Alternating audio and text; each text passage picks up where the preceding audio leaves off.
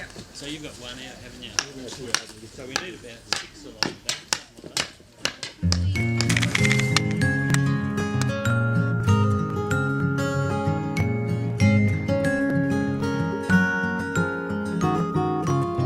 Where are the little ones? Yeah, that's right. Their voices all the time. Around me is so hard to hear. And if I shut my eyes and cover up my ears, the sound of all the little ones will disappear when no one hears. The silent call.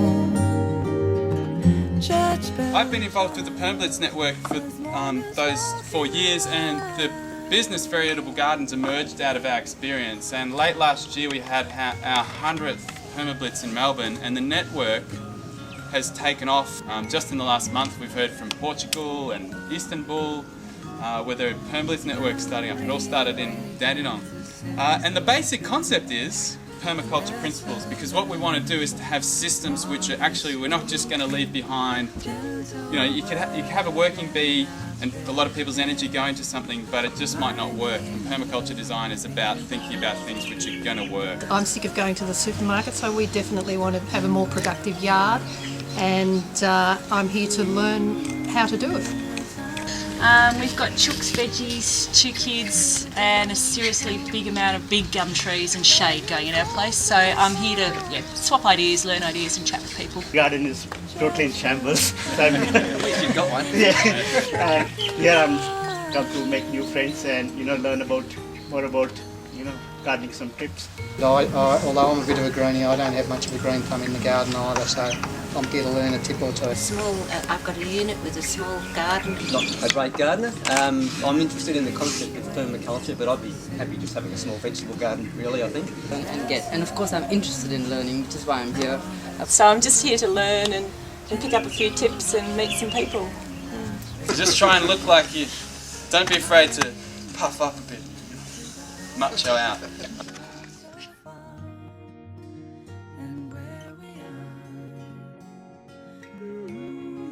You ready to Permaculture Blitz? Yeah! Let's get amongst it.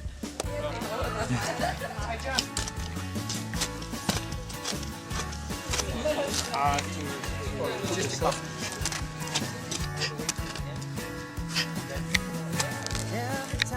Like we try and take a very liberal approach to weeds and try and see good stuff to good job with kikuyu removal there. What you're looking at is, I suppose, years in the making in our heads anyway.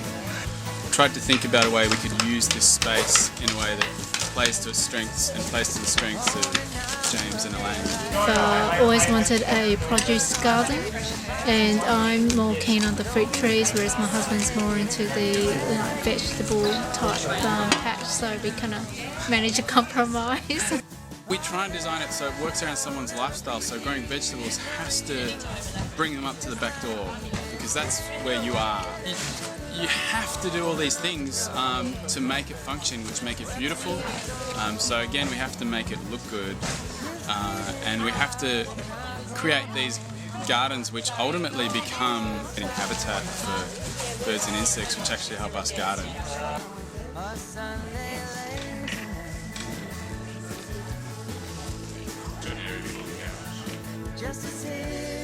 And in the next bit is, and I'm going to run a workshop on local soil.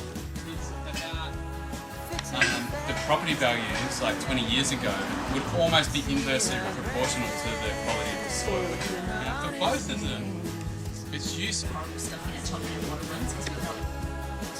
the next thing that's going to happen is Simon's going to lead a small team just getting some edging in.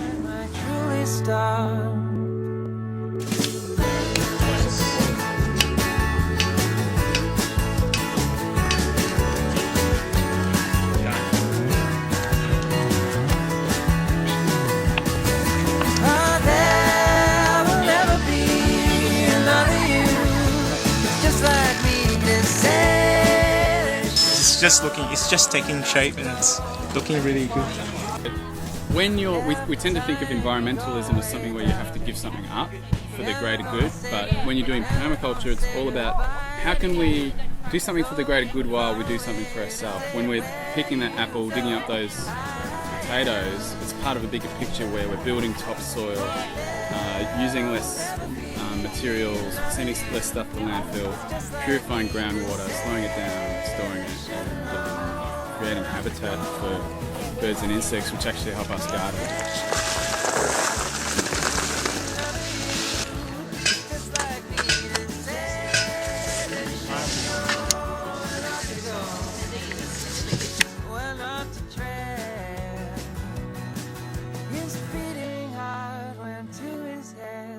Yeah, well, just having these amazing days, transforming people's backyards into edible landscapes, and you meet great people, you learn stuff, you have free workshops, and so I got quite hooked.